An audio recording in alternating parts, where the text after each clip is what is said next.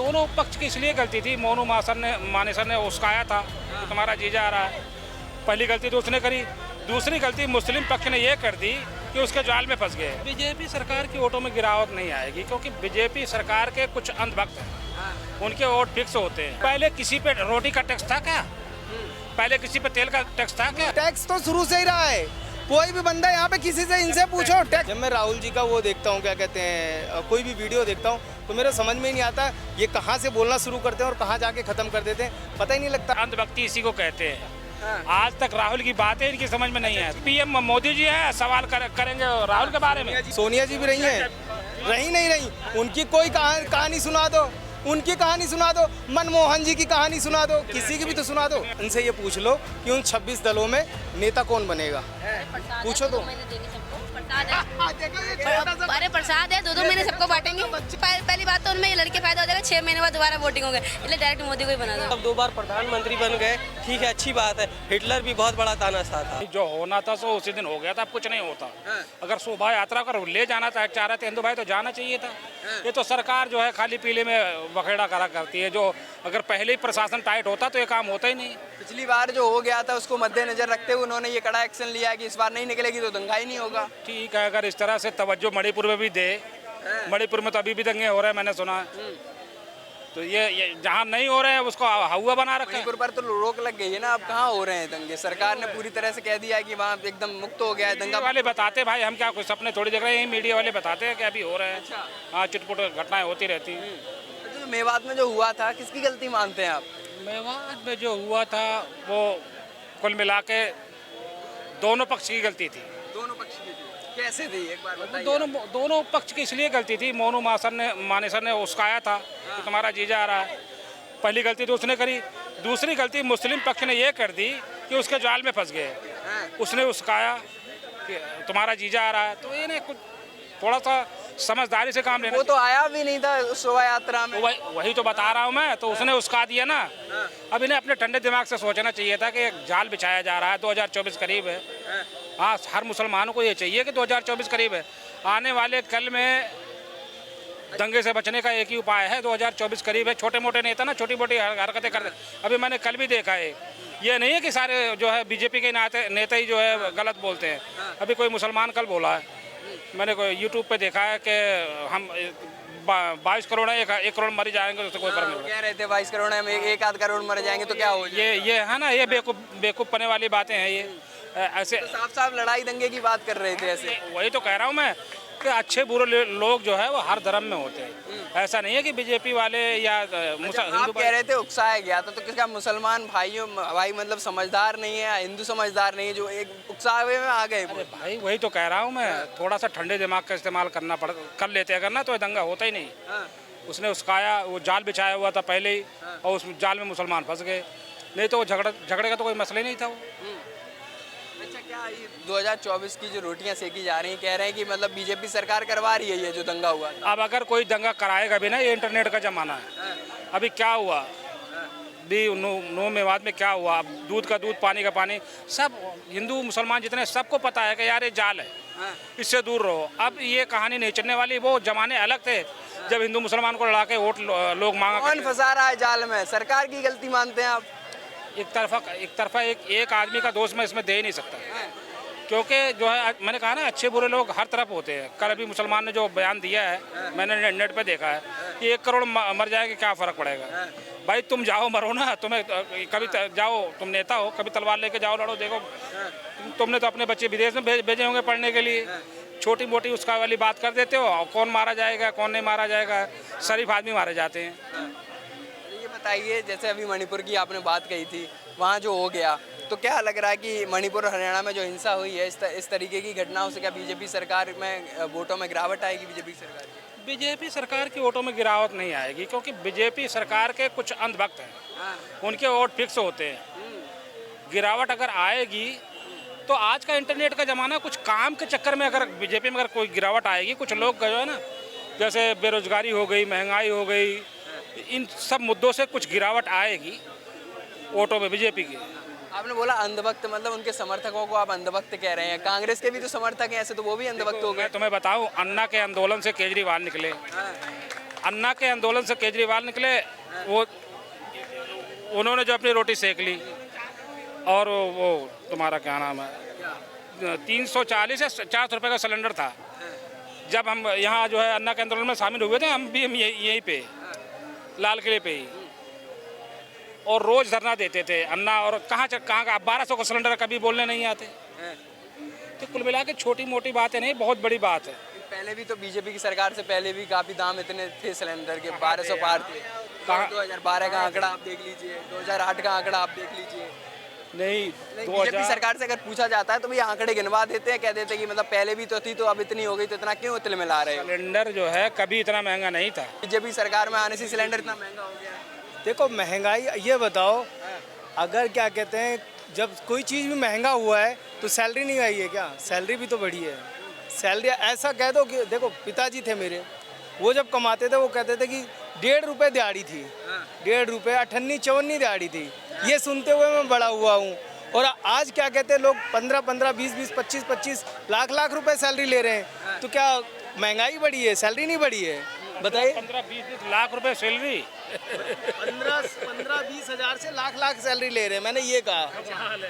15-20 से लेके लाख तक की बता रहे हैं वो। तो क्या सैलरी बढ़ गई है तो महंगाई नहीं, फिर सिलेंडर के दाम जो है वो जायज रहेंगे, इतने महंगाई हो गई है? तो महंगा कहाँ हुआ है? अब पहले सब्सिडी देखो, पहले क्या होता था कि 1000 का सिलेंडर होता था जिसमें तुम्हें 400 रुपए की सब्सिडी आ जाती थी। वो पे कौन करता था? गवर्नमेंट करती थी।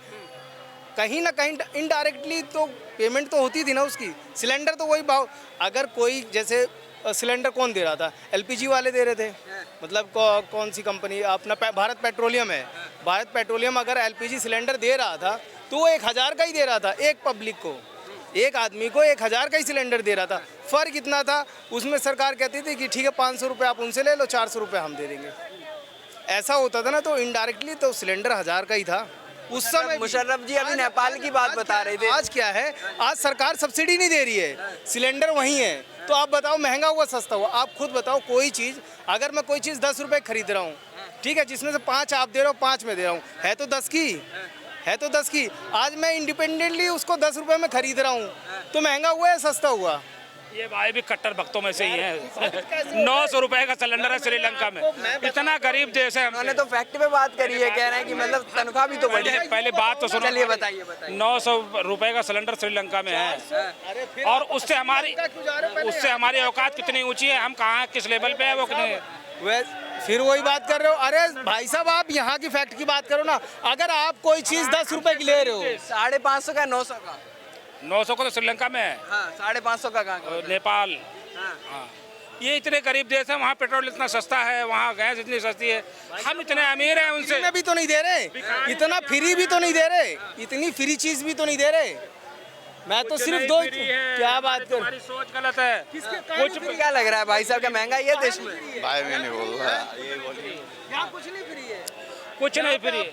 लेडीजों के लिए फ्री है। लेडीजों के लिए भी बस फ्री हो गई, वो सही बताते हैं। गलत सही है, गलत कैसे है? महिला इतना मतलब सुविधा से आप लोग देखो, आप लोग इंटरव्यू तो लेते हो, आपके पास बहुत बढ़िया कैमरा भी है। कभी ना ये कैमरा ना किसी बस के आगे ना, बस स्टैंड पे बैठ के वहाँ पे लगा के चुपचाप बैठ जाओ। अभी कुछ दिन पहले एक वीडियो वायरल हुई थी, 3-4 लेडीज दौड़ते हुए बस पकड़ी। वो दौड़ते हुए पकड़ रही थी, लेकिन फिर भी उसने नहीं रोका। आप शायद, मेरे को नहीं पता, देखते तो होंगे, लेकिन ये वो चीज़ आप रिकॉर्ड नहीं करते। आप देखो बस वाले गालियां देते हैं लेडीज़ को, जब बाहर खड़ी रहती है ना, तो वो ये आगे फ्री के, वो बस नहीं रोकते। क्यों? अब ये बताओ, जो लेडीज़ जा रही हो, सरकार ने तो लेडीज़ के भले के लिए ये किया था, महिलाओं के लिए भले के लिए किया ना। आपने गरीब परिवार के लिए कुछ चीज़ छोड़ी है, सरकार ने छोड़ी है, तो वो देखो तो रास्ते में कहीं अटक तो नहीं रही। वो कौन देखेगा? वो भी तो सरकार ही देखेगी ना। अगर केजरीवाल जी ने फ्री किया है, मैं मानता हूँ अच्छी बात है, लेकिन उनको ऑन ग्राउंड पता तो होना चाहिए कि वो चीज़ें इम्प्लीमेंट हो रही हैं या नहीं। अगर फ्री की है, लेडीज़ बस में चढ़ ही नहीं रही है या उसको चढ़ा नहीं रहे हैं ज़बरदस्ती, जैसे कि मैंने बताया कि बस नहीं रोकते हैं। जी आप बताइए कि ये जो फ्री किया है ये सही है महिलाओं के लिए? पहले इनके फ्री का जवाब, वो कह रहे थे मेरा सब कुछ फ्री है हिंदुस्तान में। फ्री कुछ नहीं है, हमारी तुम्हारी सोच गलत है। पूछो कैसे? पहले किसी पे रोटी का टैक्स था क्या? पहले किसी पे तेल का टैक्स था क्या? कौन कह रहा है? सरसों को तेल पे टैक्स था? कौन टैक्स तो हमेशा से रहा है, कम बढ़ता नहीं था, पहले नहीं था। खाने पीने की चीजों पे टैक्स नहीं था, सिर्फ इस गवर्नमेंट में आया है। कौन कहता है नहीं था टैक्स? अंकल जी आपकी गलत सोच है। गलत तो शुरू से टैक्स तो शुरू से ही रहा है। कोई भी बंदा यहाँ पे किसी से इनसे पूछो टैक्स नहीं। आप बताओ ना अरे 2 मिनट, अगर ये गलत बोल रहे तो इनको करेक्ट तो करो आप कि टैक्स नहीं था पहले। क्या पहले गेहूं चावल दाल पे टैक्स नहीं था? बताया मैंने इनको। फिलहाल ये बताइए कि जो महंगाई है इतनी और उसके बाद जो फ्री का जो चलाया जा रहा है वो एक सरदार जी यही एक यूट्यूब पे बोल रहे थे कि हम इतना टैक्स भरते हैं अनाज का और फ्री में खाना खिलाते हैं। हाँ बिल्कुल। बताओ तो कहाँ वो है फ्री? इसको कहते हैं फ्री। और तुमने इस हाथ से दिया, इस हाथ से लिया, तो टैक्स फ्री कहाँ है? तो सभी सरकारें यही कर रही हैं, बीजेपी हो जाए या कांग्रेस हो जाए या ये आम आदमी पार्टी की हो जाए। देखो मैं सरकार की बगावत, सुनो, मैं सरकार के खिलाफ नहीं हूँ। मैं सरकार में जो बुरे काम हुए हैं मैं उनकी बगावत करता हूँ। केजरीवाल की सरकार में जो फ्री चल रहा है ये आपको कैसे देखते हैं आप इसको?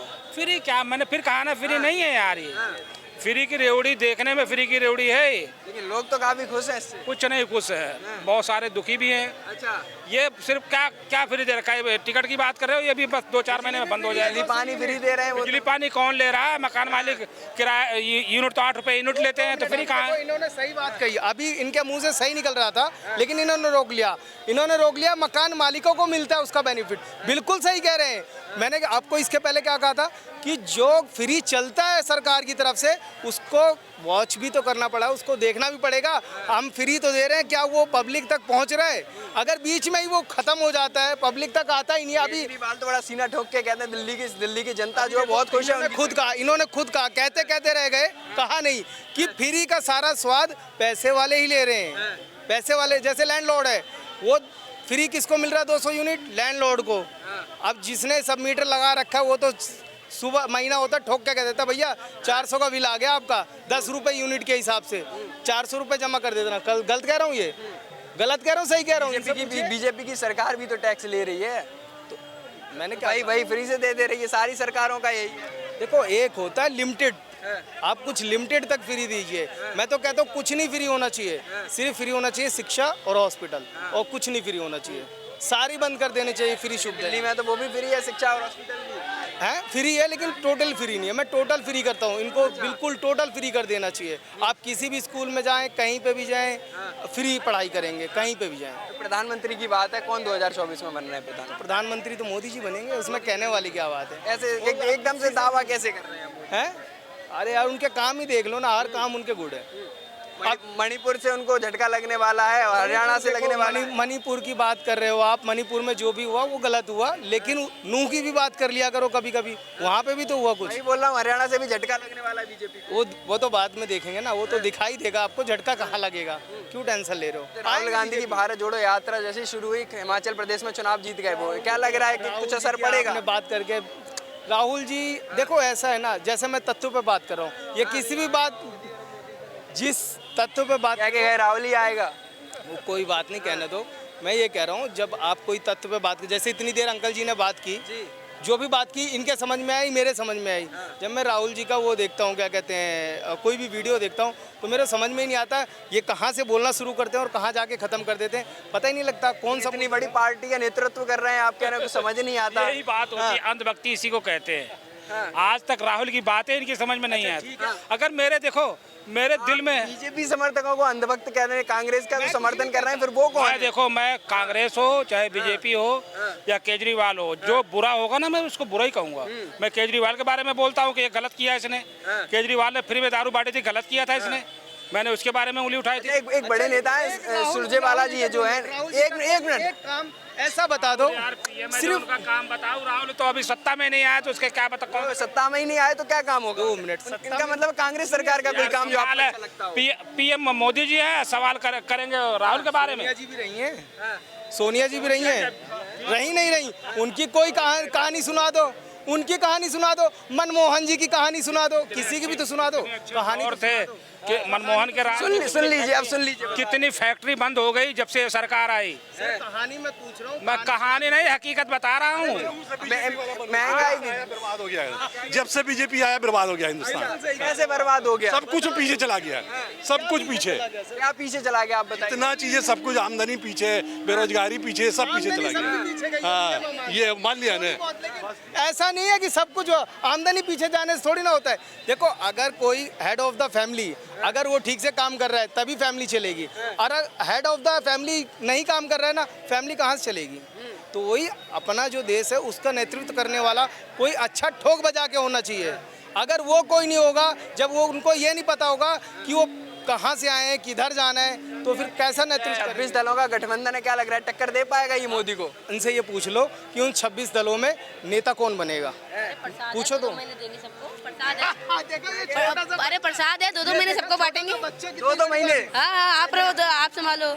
अब ये पहली बात तो उनमें ये लड़के फायदा हो जाएगा, 6 महीने बाद दोबारा वोटिंग होंगे, इसलिए डायरेक्ट मोदी को ही बना दो। अच्छा, मोदी बन जाएगा। ये लड़ाई अभी मान के चलो बन गया, बनेगा कौन? इनमें दोबारा लड़ाई हो जाएगी, मैं मेरे को बनाओ, मेरे को बनाओ। कौन बनेगा उसमें? राहुल गांधी सही नहीं लगते हैं? अरे रहने दो, बात मत करो, बात मत करो। बात ना करें उनकी तो केजरीवाल वो फ्री बांट के लोगों का बस कहते हैं माइंड खत्म कर रहे हैं, माइंड खत्म कर रहे हैं लोगों का, और कुछ नहीं। और कुछ नहीं। आपको क्या लग रहा है मुशर्रफ जी, जो गठबंधन 26 दलों का बना है, क्या लग रहा है हरा देगा मोदी को? गठबंधन देखो, गठबंधन के बारे में कुछ नहीं, राहुल अकेला काफी है अच्छा, हराने के लिए। ये तो बेवकूफ पने वाली बात है। दौर वो मोदी जी की चमक पहले जो ना बहुत अच्छी थी जब वो बैठे थे, वो दौर नहीं है अब यार। वो इंदिरा का दौर नहीं रहा जिसे हिंदुस्तान के लोग पूछते थे। तो ये देखो कुर्सी है, ये हमेशा यूं यूं होती रहती है, एक आएगा एक जाएगा, एक आएगा एक ये चमक हमेशा मोदी जी की रहेगी। आपको भी यही लगता है अकेले राहुल गांधी काफी है, गठबंधन की जरूरत नहीं है? नहीं, गठबंधन होना जरूरी है। राहुल में गठबंधन हो करके ये सरकार बने तो बेहतर होगा। अच्छा, क्यों ऐसा लगता है? राहुल गांधी अकेले नहीं संभाल पाएंगे देश को अगर बने? नहीं, गठबंधन, ये मिली जुली हिंदुस्तान हमारा है, ये चमन खिलता है हर फूलों से, इसी तरह से गठबंधन से ही सरकार बने तो अच्छा क्या रहेगा। लग रहा है भाई साहब, मोदी जीतेंगे इस बार 2024 में? पूर्ण बहुमत तो आने से रही नहीं है, कॉम्पिटिटर है उस लायक कि वो फाइट करेगा उनके साथ। फाइट करेगा जी। तो क्या लग रहा है गठबंधन जीतेगा जो 26 दलों का बना है देश के अंदर? ये कह सकता हूँ कि पूर्ण बहुमत नहीं आएगी जैसे पहली बार पहले आई थी, क्योंकि उनके मैनिफेस्टो में जो चीज़ें थी उस हिसाब का नहीं हो पाया है। हाँ, जो उन्होंने कहा था कि हम रोजगार वगैरह देंगे, मर गया तो इलेक्शन से पहले दुनिया भर क्या के कह रहे हो लोग भाई मरते साहब? हैं। अटैक आ गया तो मर गया तो रहने के लिए कौन है यहाँ? इस पृथ्वी पर रहने कौन आया है? इस पृथ्वी पर रहने कौन आया? राहुल गांधी के बारे में क्या सोचते हैं आप, जो इतना बड़ा पार्टी का नेतृत्व कर रहे हैं? क्या दोनों का मतलब ये है कि राहुल गांधी ऐसा तो है नहीं कि अनपढ़ गवार है, पढ़े लिखे हैं, वो साइकिल से लेके हेलीकॉप्टर तक रिपेयर कर सकते हैं, उनको इतनी नॉलेज है, लंदन से पढ़ाई करके आए हैं। ऐसा तो है नहीं कि एकदम अनपढ़ गवार है, उनको कोई किसी चीज़ की नॉलेज नहीं है। आम आदमी वाले बीजेपी के लीडर हैं, पीएम मोदी जो है उन्हें अनपढ़ कहते हैं। मोदी जी अनपढ़ लगते हैं आपको? अब इतनी बड़ी पार्टी उनको कह रही है तो कुछ सोच समझ के ही कह रही होगी। 2 बार प्रधानमंत्री बन गए, देश का नेतृत्व कर रहे हैं, संभाल के रखे हैं। आप भी आप अरे भाई साहब, मेरे कहने का मतलब 2 बार प्रधानमंत्री बन गए, ठीक है, अच्छी बात है। हिटलर भी बहुत बड़ा तानाशाह था अच्छा। अपनी जगह, ठीक इस है। बार मोदी जी नहीं बनेंगे क्या? मैं क्या कह रहा हूँ, पूर्ण बहुमत से सरकार बहुत मुश्किल है, जो मेरा ओपिनियन है। अच्छा।